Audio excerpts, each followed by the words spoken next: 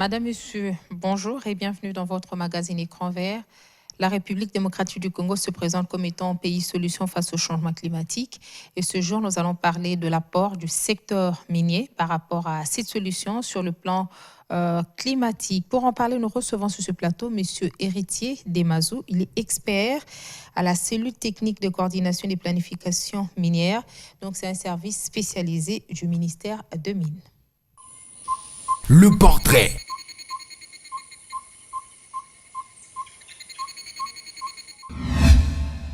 Héritier Desmazou travaille depuis 2013 dans le cadre de la mise en œuvre de RDD+, en RDC sur l'élaboration des normes RDD+, dans les industries extractives. Un projet mené par la Banque mondiale.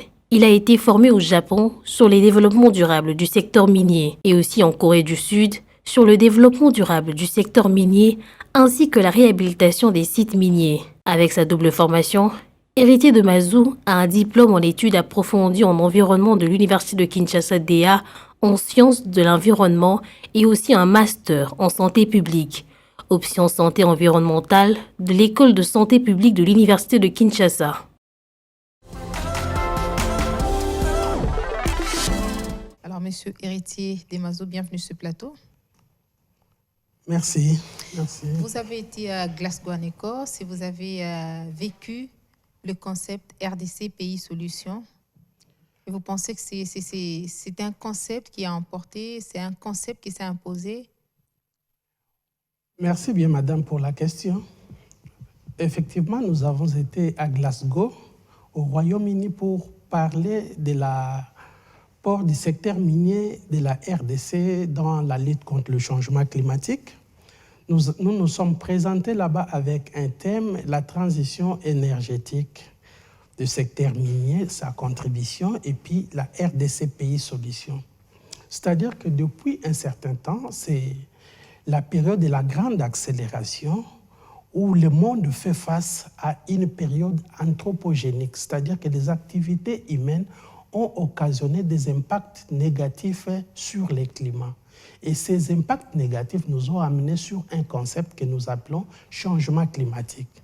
C'est de là où nous sommes. Et puis voilà, face à ces changements climatiques, la communauté scientifique a proposé deux solutions, c'est-à-dire celle de l'atténuation et puis l'autre de l'adaptation au changement climatique.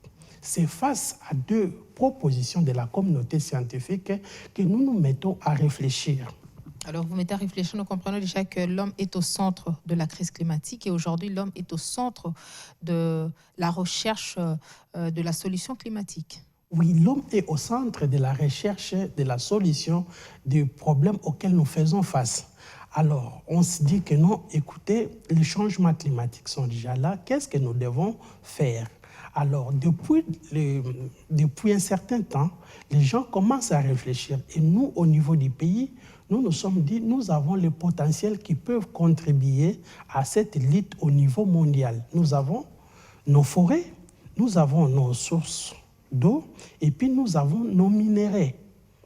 Alors, moi, en tant qu'expert du ministère des Mines, nous nous sommes présentés là-bas pour présenter l'apport du secteur minier dans cette lutte contre le changement climatique. Alors, avant de parler de votre apport, j'aimerais d'abord savoir si le concept RDC Pays Solutions est véritablement passé lors des discussions à Glasgow. Est-ce que c'est un concept qui a mis tout le monde d'accord? Est-ce que c'est un concept qui s'est imposé? Aujourd'hui, on peut comprendre que tout le monde qui a eu à participer à la conférence des parties tenue à Glasgow est sorti avec ce concept-là, de dire que la RDC se présente réellement comme un pays solution face au changement climatique. Oui, effectivement, notre message à Glasgow est bel et bien passé parce que nous avons vu comment les chefs de l'État étaient en contact direct avec les grands dirigeants du monde. Nous avons vu dans le média, le chef de l'État avec le président américain, les autres pays ont voulu assez que palper c'est quoi la RDC, quel est ce concept de pays solution. Alors aujourd'hui, nous sommes en contact et nous nous présentons pour l'organisation de l'après-COP pour dire que nous ne sommes pas un pays moindre. Donc notre contribution est très significative dans le cadre de cette lutte contre le changement climatique. Alors, j'ai parlé de l'apport du secteur minier dans la lutte contre le changement climatique. Il y a un thème très intéressant que vous avez eu à développer à Glasgow, le secteur minier de la RDC face à la transition énergétique. Lorsqu'on parle de la RDC Pays Solutions et lorsqu'on parle de l'apport de ces secteurs, sur quoi est-ce qu'il faudra plus s'appuyer pour passer le message? Oui, et effectivement, tout le monde qui me suit connaît que la RDC est un pays à potentiel minier. Nous avons les minéraux. Aujourd'hui, nous avons développé 2 concepts de l'adaptation et de l'atténuation, 2 stratégies mises en place pour la lutte contre le changement climatique. En ce qui concerne l'adaptation et l'atténuation, au fait, nous devons développer des stratégies, des modes de production sobres en carbone, passer des énergies fossiles qui émettent beaucoup de gaz à effet de serre pour une économie décarbonisée. Alors, pour y arriver, il y a des solutions, des alternatives qui nous sont proposées au niveau mondial. Par exemple, l'utilisation des batteries rechargeables, l'utilisation des énergies éoliennes, l'utilisation des énergies solaires. Alors, pour y arriver, ça demande certains ingrédients. Certains ingrédients que cette technologie demande, ce sont les minéraux. Alors qu'au niveau de la RDC, nous sommes producteurs de ces minéraux-là. On va en parler. Il est temps pour nous de prendre l'éco-découverte. On se retrouve juste après. Éco-découverte. Le développement durable dépend de la protection de l'environnement au maintien des forêts de la République démocratique du Congo pour contrer le réchauffement climatique planétaire et la biodiversité.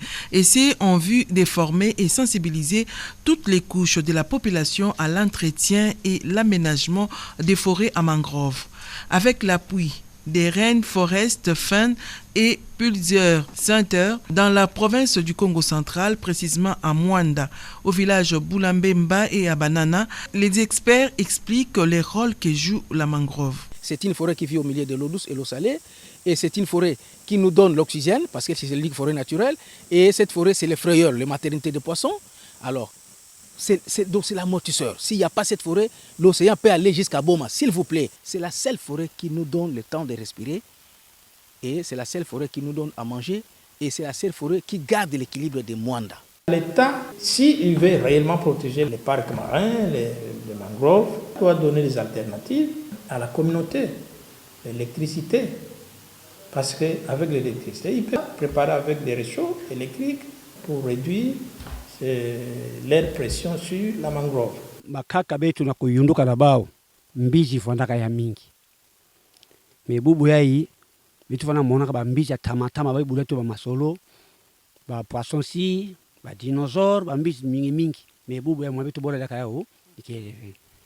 Ale tangu ngeme kwenda na maza ngebaka mbizi ve. Kukuja la ngenini susi ke fwa nge kota nge kwenda batre mangrove nge salama makala. C'est pour cela ngini betu tabakano betu meka tete ko yonzo la mbizi betu mosi. Keme kwenda maza nge baka mbizi ve olenge kwenda zenga ba mangrove nge salama makala ngeme kwenda baka mbizi na kati ya propre liziba ya nge mosi. Signalons que les constats de la coupe des mangroves menacent à l'écosystème. Alors, il est vrai que vous parlez de 2 volets importants dans la lutte contre le changement climatique. Vous parlez de l'atténuation, vous parlez également de l'adaptation. Est-ce que vous pouvez nous expliquer en quelques mots comment ce secteur minier essaie de mettre les stratégies face à l'adaptation et atténuation dans la lutte contre le changement climatique lorsqu'il faut parler de l'exploitation? Parce que jusqu'ici, nous, l'impression que nous donnons est que l'exploitation minière est encore loin de se conformer par rapport aux normes environnementales.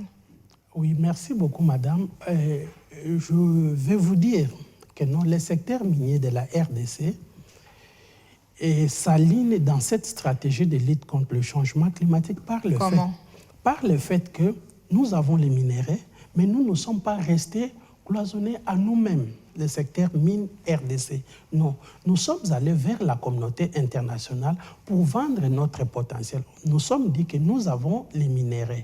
Nous avons l'amont minier qui produit les minéraux dont la communauté a besoin pour des technologies vertes, une technologie sobre en carbone. Alors, pour y arriver, ce sont les autres qui détiennent la technologie propre. c'est l'aval minier. Nous, la production, nous sommes l'amont minier. Et puis les autres qui sont à la production des meilleures technologies, ils sont l'aval minier. C'est pourquoi la RDC, sous le leadership du chef de l'État, s'est présentée là-bas pour dire que non, nous avons ces potentiels, nous avons ces minéraux, effectivement, pour faire cette transition énergétique. Mais du moins, nous avons besoin d'un accompagnement. Parce que pour arriver à utiliser notre cuivre, cobalt, lithium, éthane, dans la fabrication des batteries, ça demande un certain niveau d'ingénierie. C'est la technologie, mais nous pouvons nous dire que nous sommes encore loin pour y arriver. Il est vrai que vous nous dites que la RDC cherche à se conformer en parlant avec les autres, est à la recherche donc de nouvelles technologies pour arriver à mettre en place un mécanisme de développement sobre en carbone lorsqu'on parle de l'exploitation minière. Mais s'il faudra déjà parler même de l'extraction de ces minerais pour l'instant, est-ce qu'une extraction respectueuse des normes environnementales? Oui, le secteur des mines, effectivement, je peux vous confirmer qu'aujourd'hui, qu'il y a la préoccupation environnementale, c'est vraiment ce que les législateurs congolais avaient prévu. Prévu sur papier, sur le terrain, comment ça se passe? Non, si vous lisez les codes miniers, avant l'obtention, avant toute activité minière, vous devez présenter votre étude d'impact environnemental et social. En quoi l'activité que vous allez faire va impacter sur l'environnement? Non seulement sur l'environnement, mais sur les communautés environnantes. Aujourd'hui, si on peut évoluer, il y a des avancées au niveau du pays, il y a la création de fonds miniers pour les générations futures, pour dire que les législateurs congolais avaient tout prévu dans le code minier. Oui, il est vrai que le législateur congolais avait tout prévu sur papier, mais comment ça se passe sur le terrain? Est-ce que c'est respecté? Oui. Est-ce que le suivi est fait? L'étude d'impact environnemental? Oui, je peux vous confirmer que sur terrain, tout est fait. Nous avons au niveau de l'administration des mines une direction qu'on appelle direction de la protection de l'environnement minier. Dès qu'un requérant du titre minier vient pour une exploitation quelconque, pour l'obtention d'un permis de recherche, d'exploitation des régions ou des petites mines, il doit présenter. Et ça doit passer par une instruction. L'instruction, là, c'est pas seulement le ministère des Mines. Il y a l'ACE qui participe. L'ACE, c'est l'Agence congolaise de l'environnement. Il y a le ministère des Affaires sociales et différents autres services qui participent. Il doit nous montrer, hormis son exploitation, comment il doit gérer son environnement, la biodiversité qu'il va trouver sur place, comment il va gérer que les générations qui viendront ne puissent pas regretter que nous, les gens qui nous ont précédés, ont depuis maintenant, nous ne pouvons plus vivre. Oui, mais nous savons quand même que sur le terrain, à chaque fois qu'il y a des nominations des ministres à la tête des différentes institutions du pays, donc à la tête des différents ministères, il y a pas mal d'émissions d'inspection qui se font aussi sur certains sites miniers, mais la réalité est tout autre. Au niveau du Je parlerai même de la récente mission effectuée dans le Haut-Katanga par la vice-première ministre de l'Environnement et du Développement durable, Mme Eva Zaïba. Oui. Elle a même interpellé les minières respectés. Dès lors que le pays s'est engagé à l'exploitation minière, les scientifiques, ceux qui lisent, peuvent nous dire avec certitude que l'exploitation minière est l'une des activités les plus destructrices au monde. On ne peut pas aujourd'hui prétendre faire une exploitation minière et garder son environnement intact. Mais il faudrait qu'il y ait quand même un suivi pour que les dégâts soient C'est ça justement. C'est pourquoi je vous ai dit que nous, les législateurs congolais avaient instauré les services dont je vous ai parlé, de la protection de l'environnement. Je suis tout à fait d'accord avec vous, mais est-ce que sur le plan pratique, sur le terrain, est-ce que ces services-là sont actifs? Ils sont vraiment actifs sur terrain. Ils sont actifs sur terrain. Ceux qui sont dans ces zones-là peuvent nous confirmer que non, les services du ministère des Mines sont actifs pour veiller aux prescriptions environnementales telles que stipulées dans le code minier.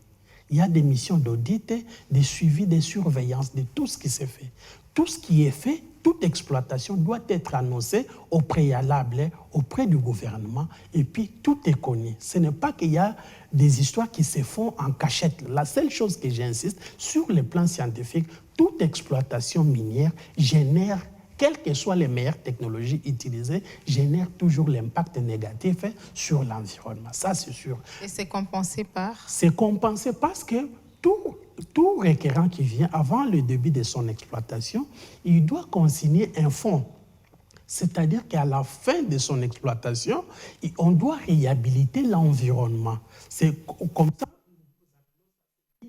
une garantie, une sûreté financière, le terme est consacré dans le code minier, c'est une sûreté financière, c'est pour réhabiliter, c'est pour dire que non, dès que tu viens au Congo, congolais ou étranger, dès que tu t'amènes pour une exploitation minière, dis-toi que non, tu dois hypothéquer une somme, même si tu as arrêté ton activité aujourd'hui, on doit tout faire pour remettre l'environnement dans la situation d'antan. Ça s'évalue à plus ou moins combien? Ça dépend. Je ne peux pas vous dire ici parce que ce n'était pas l'objet de notre émission, mais du moins c'est évalué, ça dépend de l'importance de l'exploitation. Et c'est prévu, quand vous lisez les codes miniers, vous verrez tout ce qui est consigné dans ces codes-là. Donc on peut comprendre que c'est une garantie qui vient réparer les préjudices causés? Effectivement, c'est pour veiller à ce que l'environnement ne soit pas délabré par l'exploitation. Sinon, vous savez, l'activité de recherche à elle seule, on fait des perforations, ça et là, pour localiser là où se trouvent vraiment les substances minérales, ça détruit l'environnement. Si jamais aujourd'hui vous ne trouvez pas ce que vous cherchez, avant de partir, on doit réhabiliter cet environnement-là. Avant de partir, on doit réhabiliter. Il faudra aussi savoir que l'article 53 du Code minier stipule ceci: toute personne a le droit à un environnement sain et propice à son épanouissement. Elle a le devoir de les défendre. Voilà. Donc, on va prendre l'éco-créativité. Chers téléspectateurs, on se retrouve juste après. Éco-créativité.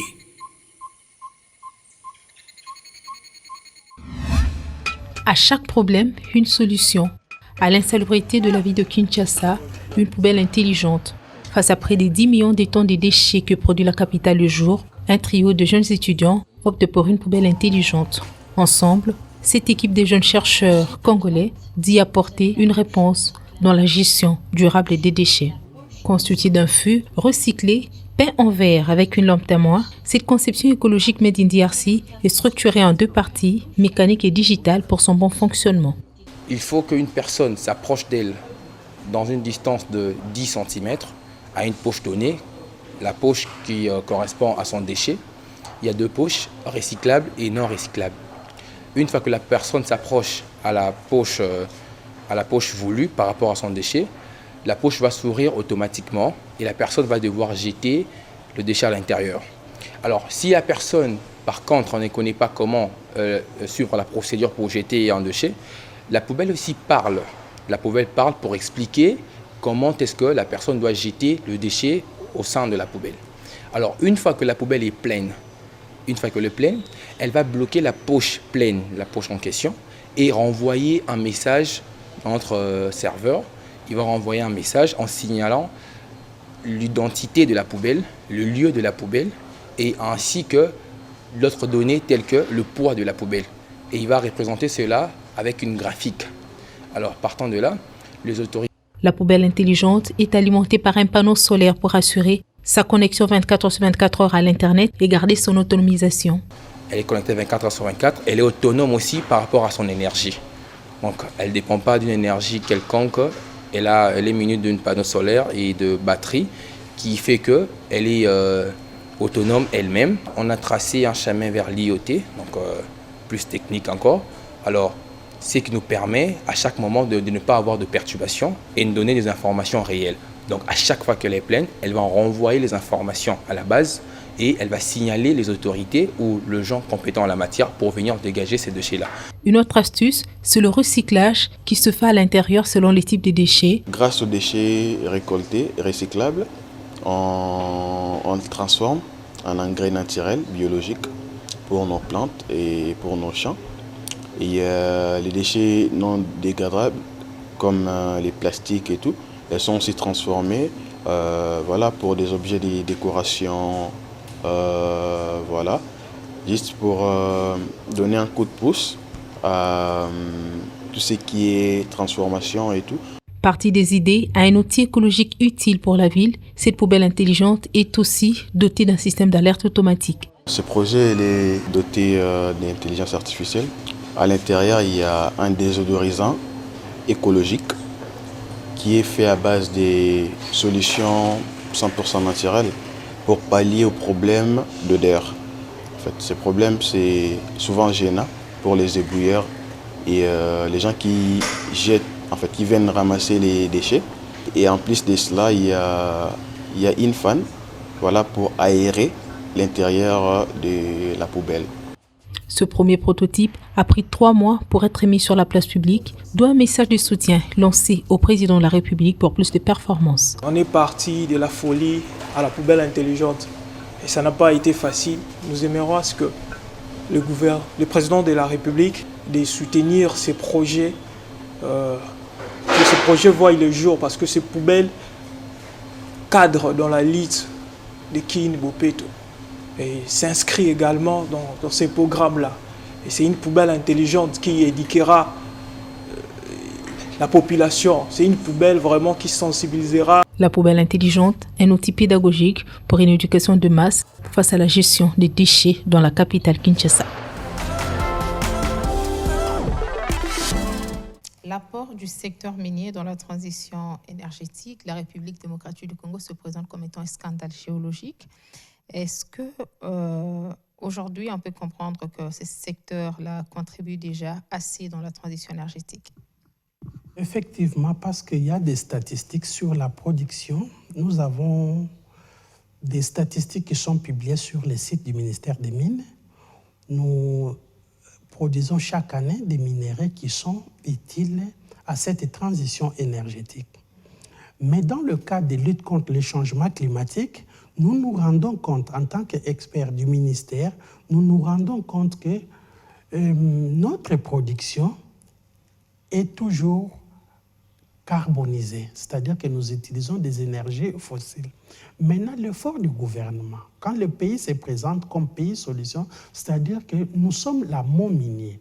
Nous voulons émettre à une même longueur d'onde que l'aval minier, c'est-à-dire que notre production aussi soit sobre en carbone.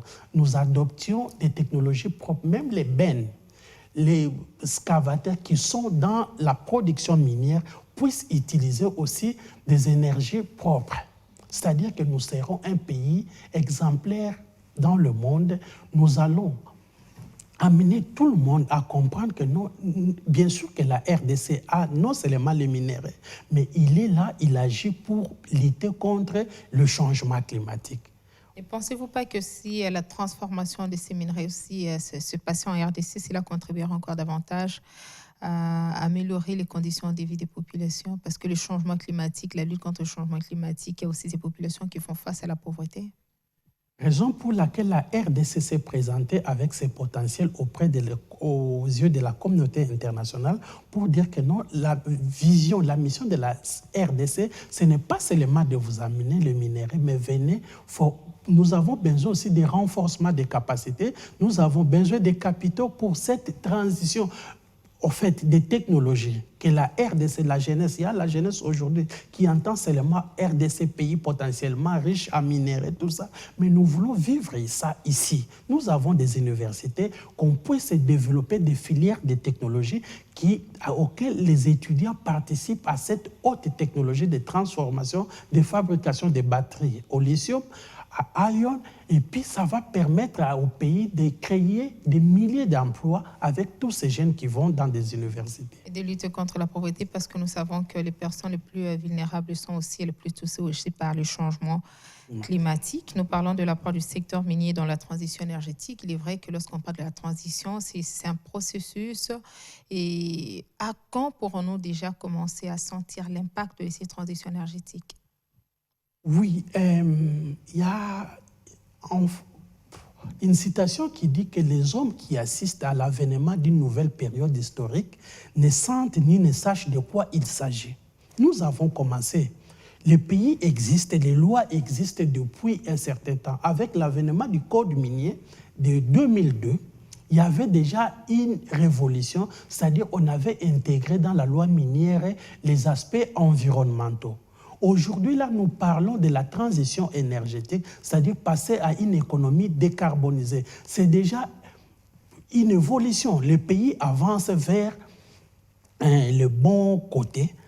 Les générations qui viendront sentiront que non, écoutez, les gens qui nous ont précédés ont commencé quelque chose de positif que nous devons continuer. Dans votre question, vous avez bien fait de dire que non, écoutez, c'est un processus. C'est un processus. N'attendez pas les résultats là aujourd'hui. Mais alors pour l'instant, sur quoi est-ce qu'il faudra plus miser?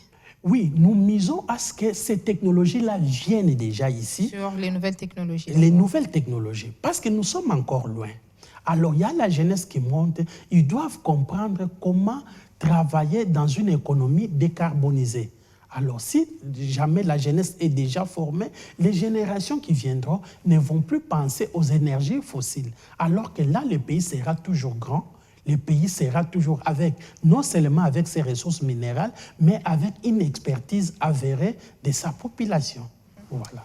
Alors, l'apport du secteur minier dans la transition énergétique, est-ce que vous avez des statistiques par rapport à la production annuelle de nos minerais et savoir si c'est une production aujourd'hui qui est importante et qui apporte quelque chose de consistant dans ces transitions énergétiques?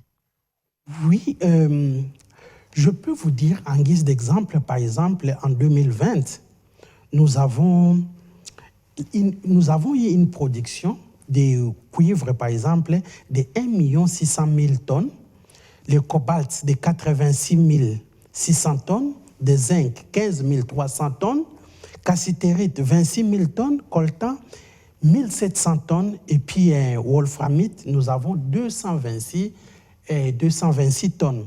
Toutes ces informations sur les statistiques, les productions annuelles, je vous ai dit tantôt que non, c'est dans les sites du ministère des Mines, il y a des statistiques de production annuelle, même trimestrielles, qui sont là-bas. Donc, les pays produisent effectivement ces minéraux, ces ingrédients dont le monde a besoin pour passer de l'économie carbonisée à une économie décarbonisée. C'est comme ça, nous nous promenons avec ça comme une mallette. C'est nous qui avons la solution. Venez vers nous, mais renforcez-nous en capacité. Nous avons besoin de la technologie. Nous avons aussi besoin d'avoir des capitaux pour pouvoir transformer ces minéraux ici sur place au pays. Alors, vous avez parlé de plusieurs minéraux, vous avez parlé de plusieurs ingrédients.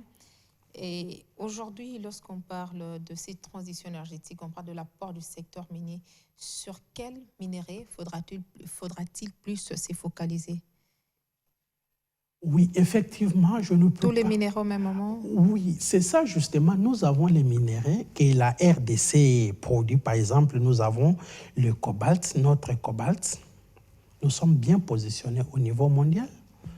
Nous avons le cuivre, mais du moins, la technologie est évolutive.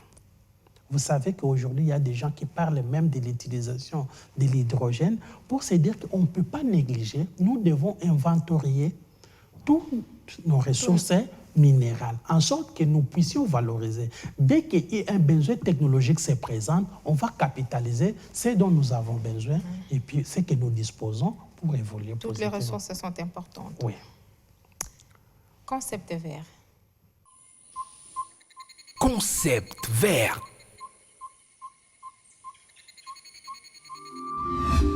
Une mine est un gisement exploité de matériaux. Elle peut être à ciel ouvert ou souterraine. RDC Pays Solutions, nous savons que cette année, la République démocratique du Congo se prépare à accueillir la pré-COP.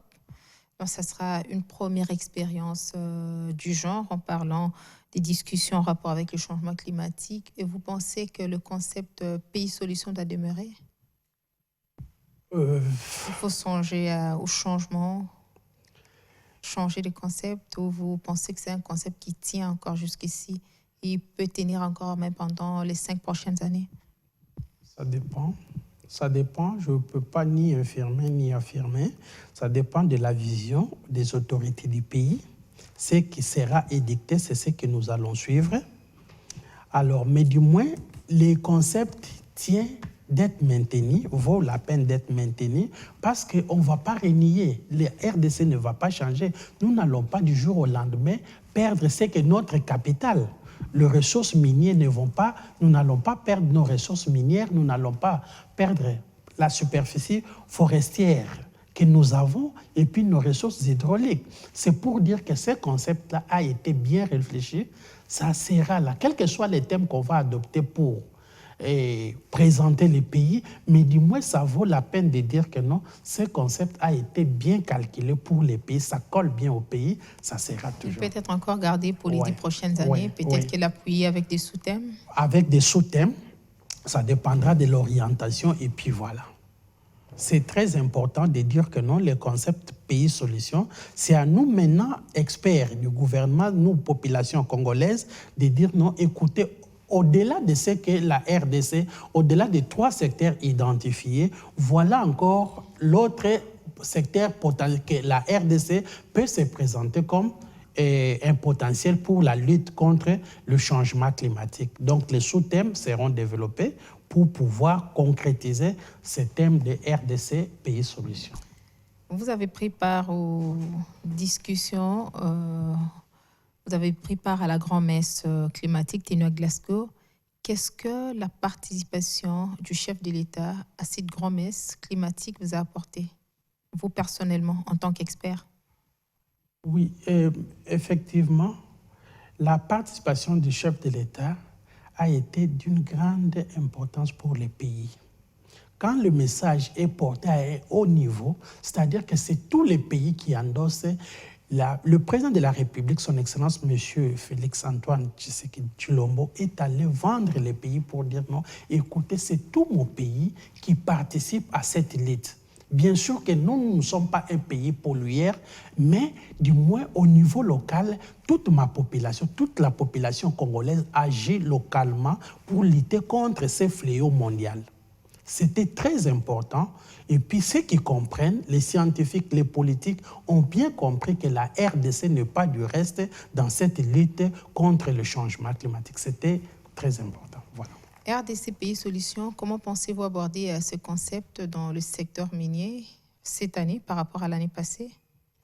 Cette année, comme la RDC compte organiser la pré-COP, et puis la COP sera en Égypte, c'est-à-dire que les secteurs miniers... Une COP africaine. Une COP africaine, que le secteur minier de la RDC doit davantage travailler pour pouvoir vendre son potentiel, dire que ce que nous avons dit à l'extérieur du continent, c'est valable pour le continent africain. On va parler peut-être en long et en large. Ceux qui n'avaient pas compris ces concepts-là, secteur minier, dans la lutte contre le changement climatique, ils viendront encore avec les questions pour savoir davantage c'est quoi ces concepts, c'est quoi l'apport du secteur minier dans la transition énergétique et la lutte contre... Vous pensez que ça sera un rendez-vous d'approfondissement de ces concepts? Ça sera un rendez-vous d'approfondissement, un rendez-vous de divulgation d'informations, un rendez-vous pour susciter l'intérêt à la jeunesse de participer à l'apprentissage des technologies sobres en carbone. Même ceux qui travaillent localement doivent intérioriser ces concepts d'une économie décarbonisée. Ils doivent dire que toute l'activité que nous faisons doit être décarbonisée, sobre en carbone, pour pouvoir lutter contre le changement climatique qui impacte négativement sur nos vies. Monsieur Héritier Demazo, nous vous disons merci d'avoir disponibilisé de votre temps pour échanger avec nous sur ce plateau Écran Vert. Madame, c'est à moi de vous remercier. J'ai été content, je suis toujours disponible. S'il y a des préoccupations, si les gens qui veulent comprendre ces concepts davantage, nous sommes disposés à parler, à discuter avec vous, avec eux, ceux qui veulent nous apporter aussi l'expertise qu'ils ont, l'information qu'ils ont par rapport à ce thème, nous sommes très ouverts. Nous et tous les secteurs de mines, nous sommes très ouverts pour pouvoir parler de cette thématique. Voilà. Le rendez-vous du donner du recevoir, merci beaucoup. Je rappelle que vous êtes expert à la cellule technique de coordination et de planification minière, un service spécialisé du ministère des Mines. Merci beaucoup. Merci. Mon idée pour la planète.